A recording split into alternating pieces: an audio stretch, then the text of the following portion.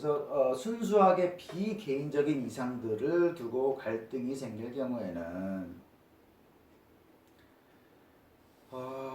정서에 호소하거나 무력, 마지막에는 전쟁에 호소함으로써 어느 한쪽을 선택할 수밖에 없다.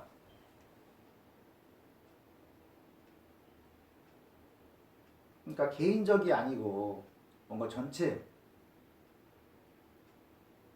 이상에서 갈등이 생겼다 라고 하는 경우에는, 그러니까 어떤 사람들은 뭐가 좋다고 하고 나머지 사람들은, 다른 사람들은 또 다른 게 좋다고 하는데 그걸 해결할 방법이 무력밖에 없다는 거예요.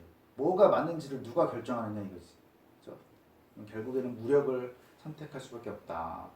스트라시마코스는 정의란 강자의 이익 외에 아무것도 아니라고 선언했다. 정의라는 것은 강자의 이익이다.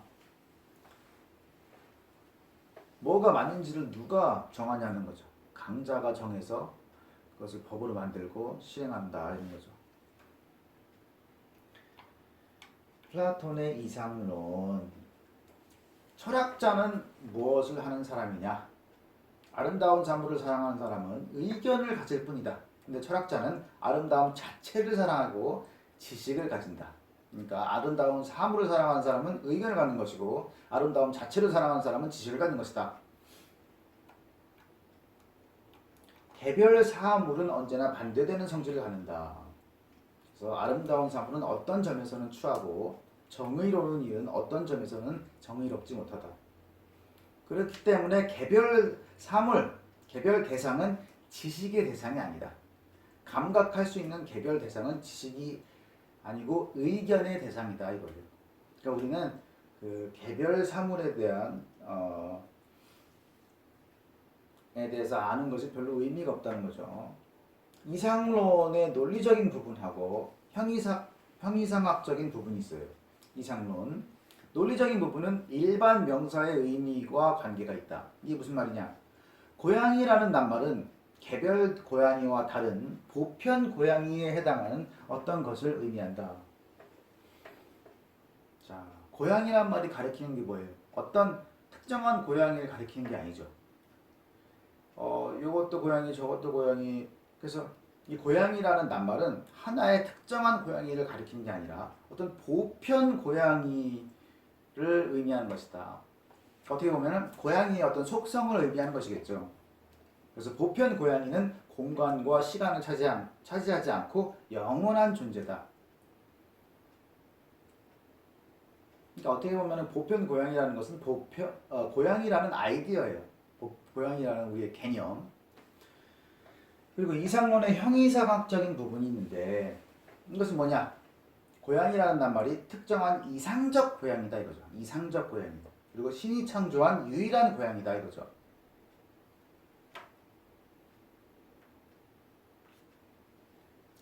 개별 고양이들은 고양이 자체의 본성에 참여하지만 더하든 덜하든 간에 불완전하게 관여한다.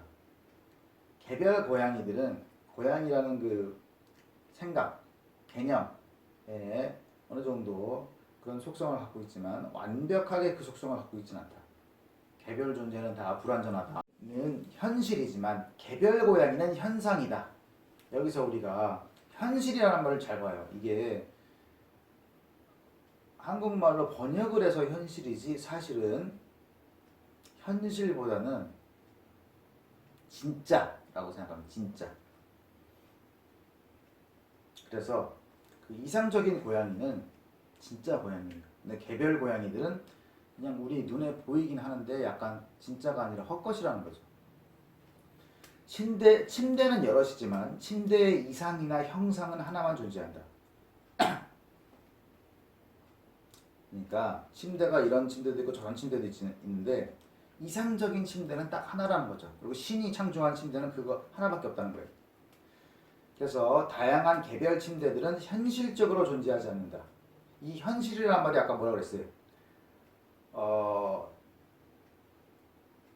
진짜라는 말을 생각을 해봐요. 진짜로 존재하지 않는다. 진정하게 존재하는 것은 침대의 이상일 뿐이다. 침대의 형상일 뿐이다.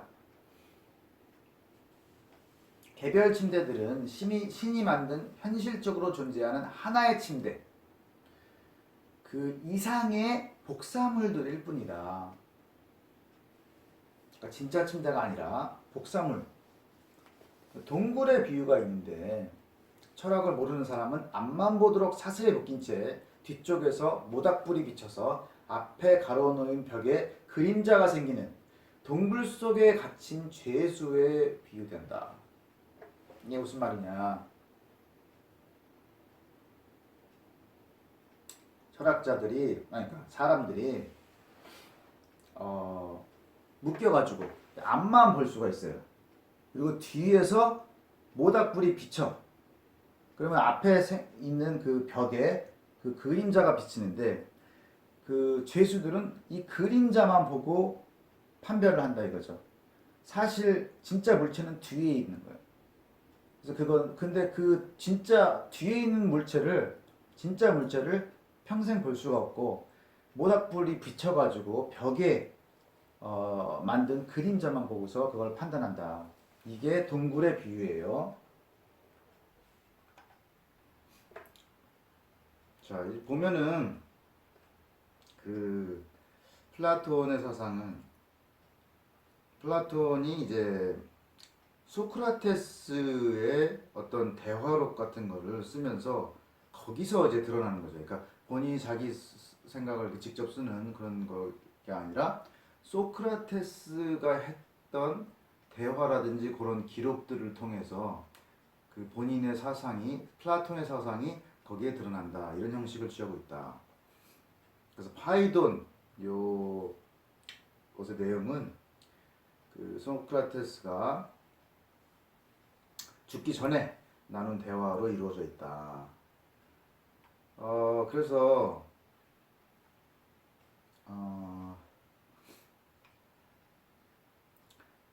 소크라테스가 마지막 순간에 보여진 그런 침착함은 영원 불멸의 신앙과 관련이 있다. 그렇죠? 이것은 나중에 그리스도교에 스며든 학설들을 설명하기 때문에 중요하다 이런 얘기예요. 이제 그 소크라테스를 몇몇 사람들이 탈출시킬 계획을 세웠는데 소크라테스는 법 절차에 따라서 정당하게 유죄 판결을 받았기 때문에 피하기 위해서 형벌을 피하기 위해서 도망치는 행동은 잘못이다라고 말을 한 거죠.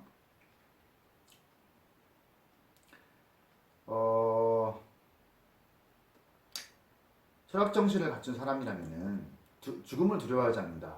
그리고 죽음을 환영할 거다. 왜냐면 거기 가면 이제 그 다른 선대 현자들과 뭐 대화도 나눌 수 있고 뭐 그런 얘기를 해요.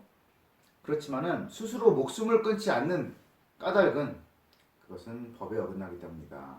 그래서 인간은 문을 열고 도망칠 권리조차 없는 죄수다. 그렇기 때문에 자살도 할 수가 없다. 이런 얘기를 한 거예요. 소크라테스는 죽음이 영혼과 육체가 분리되는 거다 라고 했어요. 그래서 이런 이원성, 영혼과 육체라는 이원성에서 금욕주의 도덕이 파생한다. 그리고 쾌락을 피하려고 할 필요는 없고 쾌락의 노예가 되지만 않으면 된다 이런 얘기예요. 그리고 육체는 지식을 얻는 과정에서 방해가 된다. 시각과 청각은 정확한 증거를 제공하지 못한다. 그래서 이제 정신이 자기한테 집중해서 그 소리나 시각, 고통이나 쾌락으로 이제 방해를 안 받고 육체에서 떠나서 참된 존재를 열망할 때 사유는 최선의 상태에 이른다. 그러니까 정신에 집중하라는 거죠. 감각에 집중하지 말고. 그래서 이런 관점은 과학적 관찰하고 실험이 지식을 얻는 방법이 아니라고 이제 말을 하는 거예요. 그래서 케베스라는 사람이 영원 불멸에 대한 의문을 제기해요. 그래서 소크라테스한테 이걸 증명해보라 라고 했어요. 그랬더니 삶과 죽음은 대인물이기 때문에 제각기 서로 생겨나게 만든다. 그렇죠? 그래서 이런 걸로 이제 증명이 된다라는 거예요. 그리고 인식은 상기다. 그래서 영혼은 출생 전에 실존했어야 된다. 그러니까 뭔가를 인식한다는 것이 새로 아는 것이 아니라 전에 알았던, 전생에 알았던 내용을 기억하는 것일 뿐이다 라고 했기 때문에 전생이 있어야 된다. 그리고 정확한 같음, 이런 이상들을 우리가 가지고 있어요. 근데 이것은 우리가 경험을 할 수가 없다는 거지. 그렇죠? 정확히 이거랑 같다. 네? 세상엔 그런 게 없잖아요. 근데 우리 관념 속엔 있죠. 이게 어디서 나왔겠느냐. 전생에서 그것을 경험했기 때문이다. 이런 얘기죠.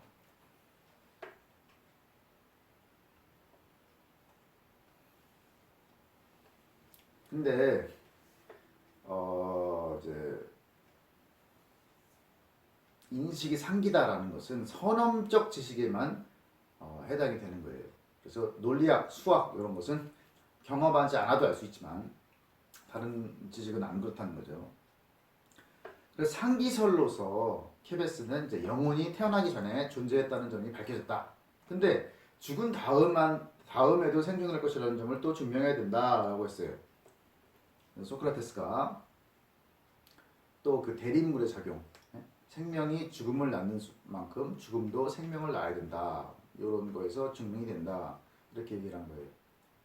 그리고 복합체만 분해될 수 있고 영혼은 단순해서 부분으로 구성되지 않는다. 그러니까 분해될 수 없다. 그죠? 그러니까 영원하다는 얘기죠. 그리고 이제 영혼이라는 것이 시각이나 청각을 비롯한 감각기관을 통해서 지각할 때는 변화를 겪는 세계로 들어가서 혼란에 빠진다. 그렇지만 영혼이 자신에게로 돌아와서 반성을 하게 되면 불변하는 존재와 소통을 함으로써 불변하는 존재가 된다.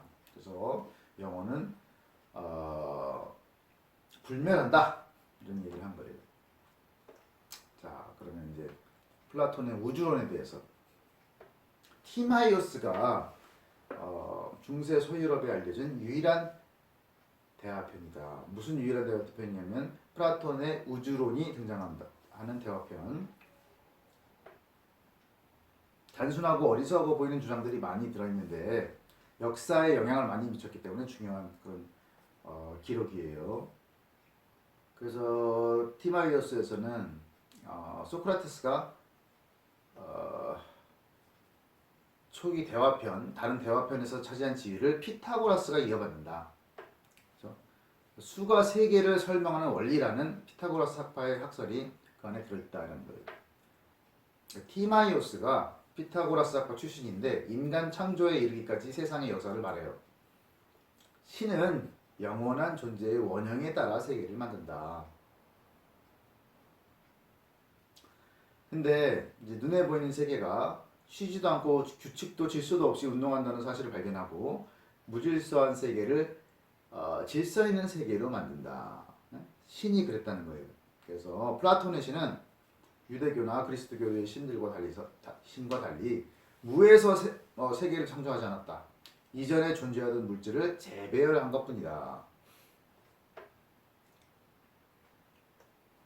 신은 세계 전체를 영혼과 지성을 갖춘 살아있는 생물로 만든다. 네 가지 원소가 있는데 그게 불, 공기, 물, 흙.